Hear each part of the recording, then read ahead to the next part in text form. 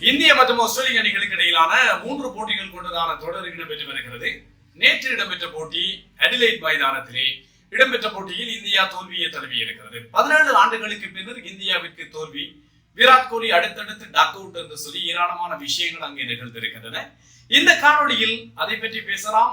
Sports Tamil லைவுக்காக உங்கள் தில்லைபுரம் தரணிதரன். பாருங்கள் பார்ப்போம். முதலாவது போட்டி பெர்த் மைதானத்திலே இடம்பெற்றது. அந்த போட்டியிலும் இந்தியா தோல்வியை தழுவி இருந்தது. நேற்று அடிலைட் மைதானத்தில் இடம்பெற்ற போட்டி, அந்த போட்டியிலும் இந்தியா 2 விக்கெட்டுகள் வித்தியாசத்திலே தோற்று போயிருக்கிறது. இந்த தொடர் ஆரம்பமாவதற்கு முன்னதாகவே ஏராளமான எதிர்பார்ப்புகள் ரசிகர்களுக்கு இருந்தது.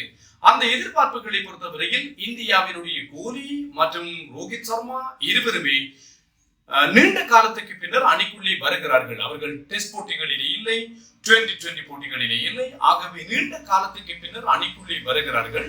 வருவதனால் இவர்களுடைய ஆட்டத்திறன் எப்படி இருக்க போகிறது என்பதுதான் எதிர்பார்ப்பு.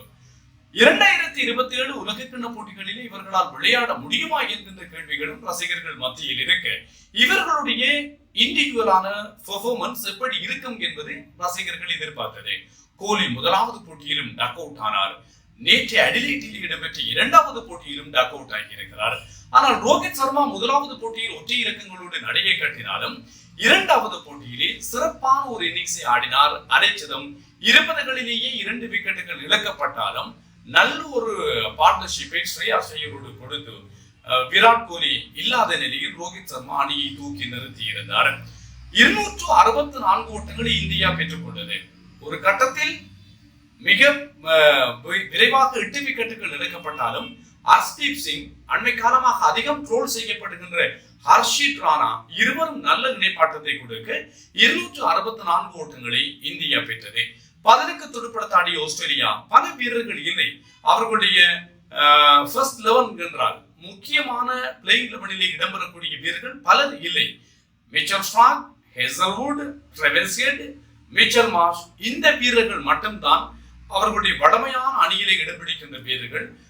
அதே போன்ற அலெக்ஸ் கரி, மற்ற வீரர்கள் எல்லாம் புதுமுக வீரர்களாக இருந்தார்கள். அப்படியான வீரர்களை கொண்டு இந்தியாவை தொடரை வென்றிருக்கிறது. இந்தியாவுக்கு எதிராக ஆஸ்திரேலியா என்பதை ஞாபகப்படுத்தத்தக்கது. ஒரு விறுவிறுப்பான ஒரு தொடராக இருக்கும் என்று சொல்லி எதிர்பார்க்கப்பட்ட ஒரு தொடரில் இந்தியா இவ்வாறு மண்கோவி இருக்கிறது. கம்பீரினுடைய நடவடிக்கைகள் அதிகம் விமர்சிக்கப்படுகின்றன. கம்பீர் தலைமை பயிற்சியாளராக பொறுப்பேற்றுக் கொண்டதற்கு பின்னர் இலங்கையுடனான தொடரிலே இந்தியா தோற்று போனது. 17 ஆண்டுகளுக்கு பின்னர் அடிலைட்டிலே இந்தியா ஒருநாள் போட்டி ஒன்றிலே தோற்று போயிருக்கிறது. இலங்கையுடனான தொடர், அதற்கு பின்னர் வந்து ஆஸ்திரேலிய அணியுடனான தொடர் என்று பேக் டு பேக் 2 சீரீஸை இந்தியா இழந்திருக்கிறது. சாம்பியன்ஸ் டிராபிக்கான வெற்றிகள் ஓரளவிற்கு கம்பீரை காப்பாற்றினாலும் கூட இந்த மாதிரியான இரு தரப்பு தொடர்களை இந்தியா அடுத்தடுத்து இழந்திருக்கின்றவை விமர்சனத்தை ஏற்படுத்துகிறது. குல்தீப் ஜாதவ் போன்ற ஒரு வீரரை அணிக்கு வெளியிலே வைத்திருக்கின்றவை. அது மாத்திரமல்லாமல் குல்தீப் ஜாதவிற்கு வாய்ப்பை கொடுக்காமல் ஹர்ஷித் ராணாவை தொடர்ந்து அணியிலே வாய்ப்புகளை ஆல் ஃபார்மட் ஸ்டாராக வாய்ப்புகளை வழங்கிக் கொண்டிருக்கின்றவை. இப்படி கம்பீரனுடைய டிசிஷன் மிக பெருமளவிலே விமர்சிக்கப்படுகிறது. கம்பீர் தான் இந்த தோல்விகளுக்கெல்லாம் காரணம் என்று சொல்பவர்களும் இருக்கிறார்கள். சுப்மான் கில்லுக்கு தலைமைத்துவத்தை கொடுத்தார்கள், ரோஹித் சர்மாவை தலைவராக இருந்து நீக்கினார்கள்.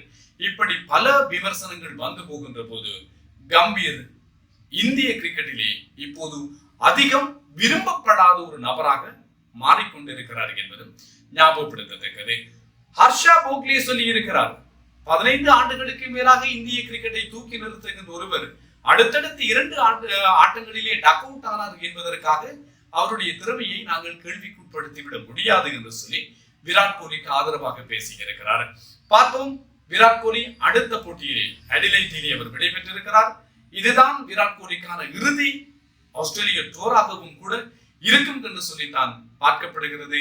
எவ்வாறு 3வது இறுதியான போட்டியிலே கோலி செயற்பட போகிறார், இந்திய ஆறுதல் வெற்றியாவது பெற்றுக்கொள்ளுமா என்கின்ற எதிர்பார்ப்பு ரசிகர்களுக்கு இருக்கிறது.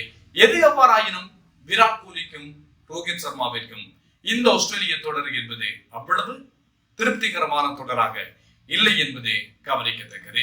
காத்திருப்போம் அடுத்தடுத்து நடக்கின்ற விவரங்களுக்காக, விஷயங்களுக்காக என்ன நடக்க போகிறது என்று சொல்லி எல்லா விஷயங்களையும் அறிந்து தெரிந்து காணொலி வாயிலாக பேசலாம். இன்னும் ஒரு காணொலியில்